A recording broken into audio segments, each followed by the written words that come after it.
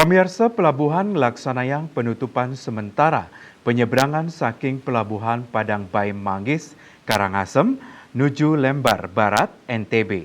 Penutupan inucap memargi sangkaning nampenin ombak ageng miwah angin barat ring selat Lombok.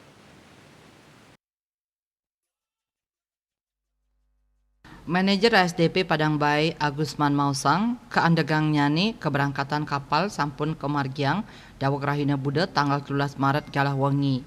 Penutupan ke Margiang sangkaning nampenin ombak ageng miwah angin barat ring tengahing selat Lombok.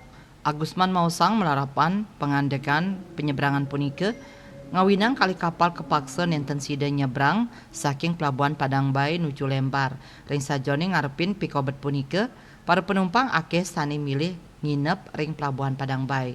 Tios ngandekang kapal feri sangkaning sasi kaon penyeberangan pasbut saking Padang Bayi nuju Gili Trawangan taler katutup daweg tanggal 13 Maret galah wengi. Sangkaning pasbut dengan pisan keni wesanan ombak ageng. Baik ketandane taler ngaptiang sasi kaon puniki digelis ngelintang mangda kanan digelis muali deg-deg tur penyeberangan sida muali Laksanayang. Eka Parananda, Bali Pos.